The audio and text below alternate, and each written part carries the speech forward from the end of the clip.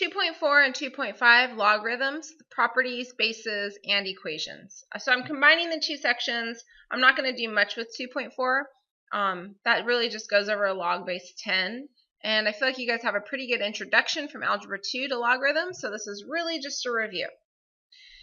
So our essential question, what are the properties of logs, and how do you use them to solve equations? First of all, let's talk about who originally is credited with coming up with logs. So our founders were actually two people. Henry Briggs, who was an Englishman. He lived from 1561 to 1630, and he was English. And then John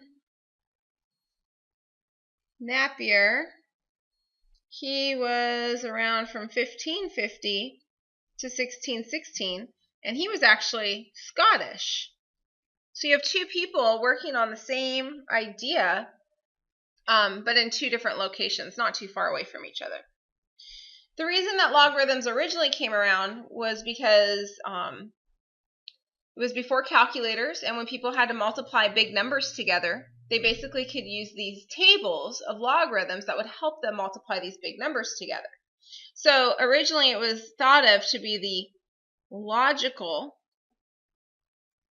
way to do arithmetic. So notice that you've got logarithm. Ha! Look at that. So let's recall the definition of logarithm.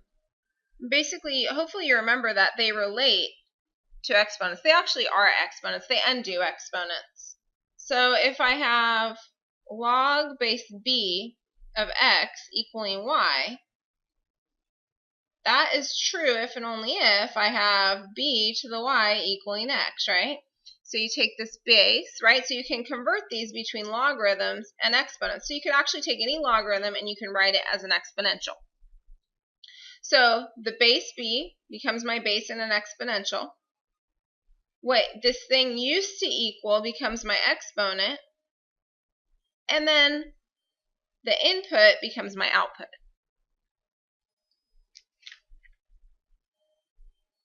So we can say y is the exponent of b that gives x as the answer.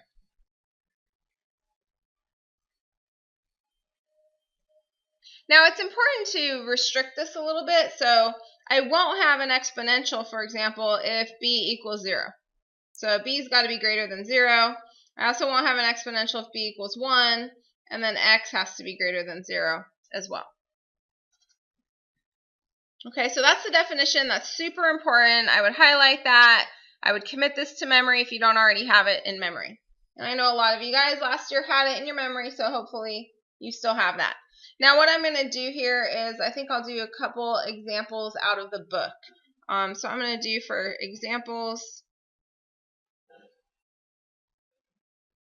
we're going to work out of this section in our book. So I think we'll start with page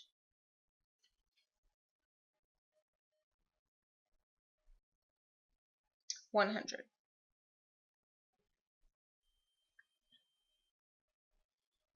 So we're going to do number 6. So number 6 says write in logarithmic form. So you have m to the d equals 13. So we want to write this in logarithmic form. Okay, well first of all, I'm going to think about what my base is. My base is m, so that becomes my base. What was my output? Right, so let's see over here. What was my output now becomes my input. Okay, so what was my output now becomes the input of the log. And all of that's going to be equal to the exponent. Which makes us say, well, really a logarithm equals an exponent. Or they are just exponents. And we talked about it last year. They're inverses of exponents, really, so they undo each other, which is pretty cool. Let's also do number 10. So number 10 You're going to find the indicated logarithm. You're going to check your answer by raising the appropriate number to the appropriate power.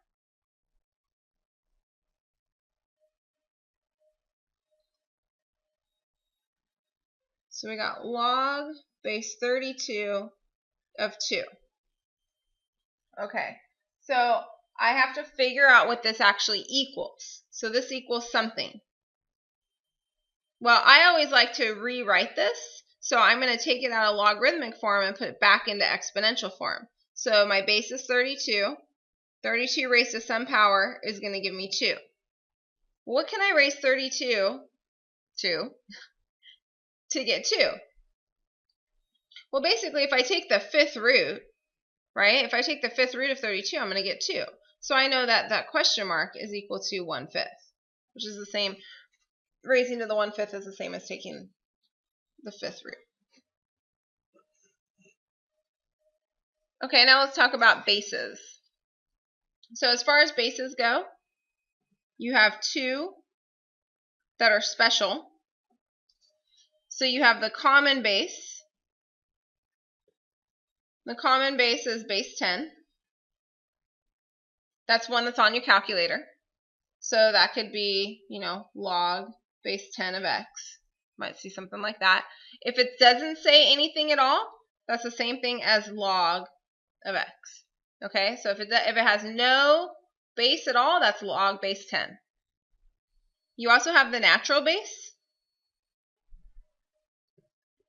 which is base e. So hopefully you guys remember that e, is that naturally occurring number that we see really often, and it's used to explain a lot of natural phenomenon. And it's approximately 2.7182818284, and it continues because it's irrational. And so you might see it written as log base e of x, but rarely will you see it in that form. Normally you're going to see it as ln of x, which basically means log base e. All right, let's do the change of base formula. So these two happen in your calculator. Okay, you can use your calculator on these. If you're given some other base, you're not going to be able to use your calculator. So the change of base formula is helpful because it lets you, or it allows you to use your calculator. So if I have log base a of x, I can change that to any base I want, but probably it's going to be most helpful to change it to either the common base or the natural base. So I can change it to any base I want. I'll use b to represent that. Log base b. I'll put the input in the numerator, and then I'll put the base. That'll become my input in the denominator. So what used to be the base now becomes my input in the denominator. Okay, and I'm going to do an example of this out of your book. So same pages, basically. So your example, I'm going to do number 28. So this is going to be page 101. And we'll do number 28. Okay, so you're given log base 0.07 of 53. Okay, and we want to change that base. Let me read that real quick. It says, find the missing value. So they have given you ln of 53, which would make sense, right? You wouldn't be able to use this logarithm in your calculator because it's a base that's not in your calculator. But we could change it by using ln, which has a base e, okay, and that's the ln button is actually on your calculator. So the input goes in the numerator, and then the base becomes the input in the denominator. And then you can plug that into your calculator. Oh, actually, this one, I'm sorry. You just have to fill in the blank, and the blank was on the bottom there. If you needed an approximation, then you would put ln of 53 divided by ln of 0.07. Okay, let's talk about some properties of logarithms.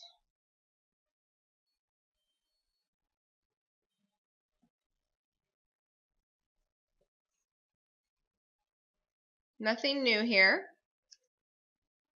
So the first property is the power property. So basically that is where you have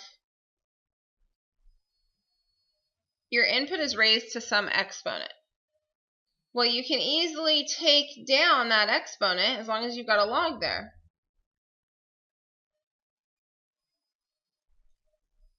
Okay, how about the product property? Oh, and again, I think I always harp on this, but this is the one I use the most. This is why I use logarithms, right here.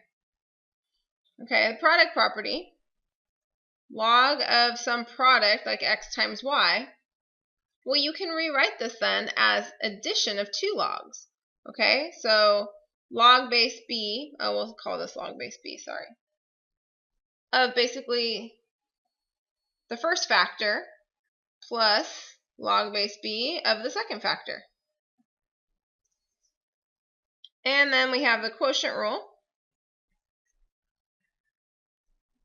which this is when you have the log of a quotient.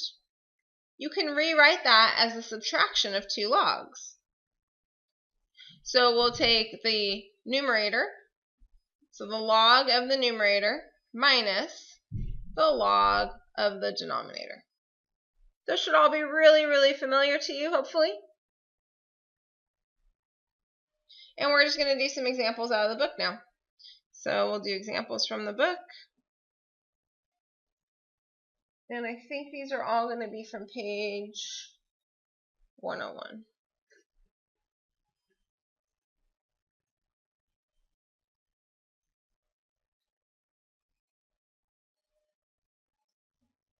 So starting with number 18, you're given 2 ln of something equals ln of 81.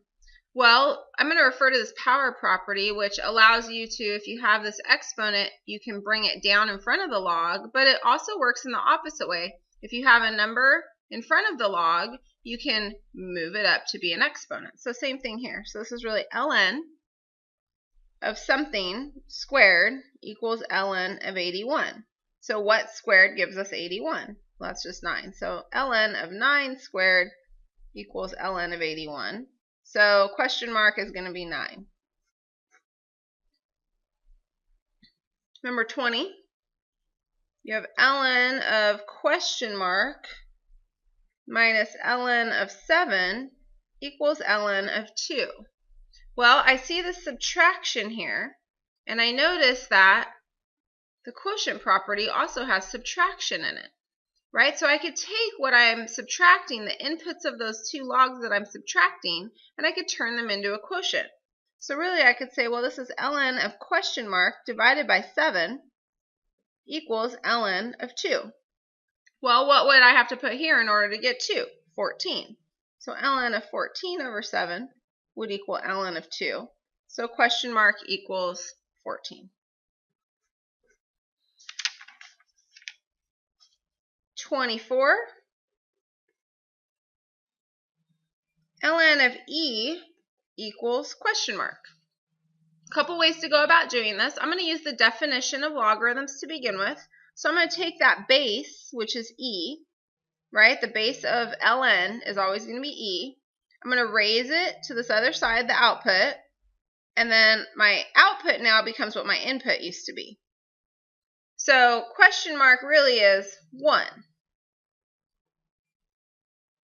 Another way you could do this, again, exponents and logarithms are inverses of each other, so they undo each other. If I have a base here, so let me just come over here.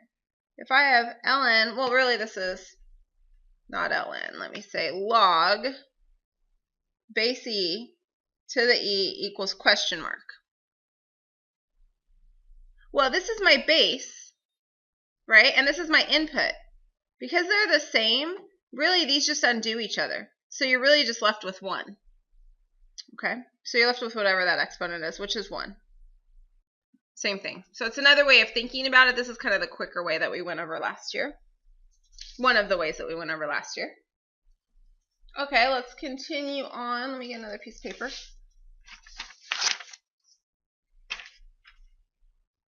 Number 30. log base 13 of n divided by log base 13 of 0.5 equals log question mark, base question mark, of n. Okay, well, I think this takes us back to our change of base property. So the change of base property says that whatever you change your base to, okay, you put in that log of that base, but then what was your initial input goes in the numerator, it's the input of the numerator, and what was your initial base goes in the input of the denominator. So let's see what we got here. We've got the change of base, okay, we changed it to 13, okay. So what was our original base? Well, that would be the thing that's in the input in the denominator. So question mark is going to be 0.5. They changed the base to log base 13. Not sure why they would do that, but just an exercise, I guess. Let's see, we're going to do 36.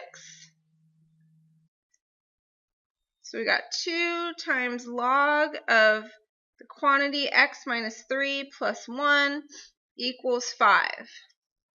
Let's see what the directions for this one are. We're going to solve the equation algebraically and then check our solution. Okay, so I basically need to get x alone. So the first thing I'm going to do is subtract 1.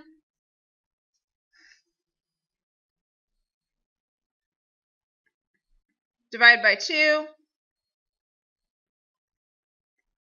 Oops. And then I think the best way to solve this is to use that definition, right? I've got a base of 10. It will be raised to the second power, and that'll equal x minus 3, which was the input of the logarithm. Now trying to get x by itself, I'm going to add 3 to both sides.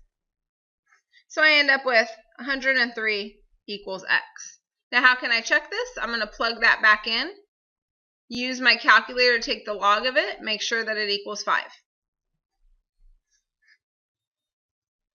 And we'll do one more, 38. I've got log base 2 of 2x minus 1 minus log base 2 of x plus 2 equals negative 1. All right, so using, let's see, I've got subtraction here, so I can use the quotient property to rewrite this as a quotient. So log base 2, because I have the same bases, I can do this. 2x minus 1 divided by x plus 2 equals negative 1. Now I'm going to rewrite this using the definition of logarithms. So 2 to the negative first power equals 2x minus 1 over x plus 2. You can see I made an error here. I erased my paper. That's because I wrote this wrong. So I copied it from here wrong. So we got to be careful with our work. Now 2 to the negative 1 becomes 1/2. And I'm going to use cross multiplying to finish this up, so that way I don't have to deal with any fractions. So 2 times 2x minus 1 equals x plus 1, giving me 4x minus 2 equals x plus 1. Finishing this up here, I get 3x equals, I keep doing the exact same error even though I tell myself not to do that. So I'm not going to start the video over. It's 1 times x plus 2, which is x plus 2. X plus 2. Okay, so I get 3x equals 4. And then divide both sides by 3, and I get x equals 4/3. Whew, hard to copy that 2 down correctly.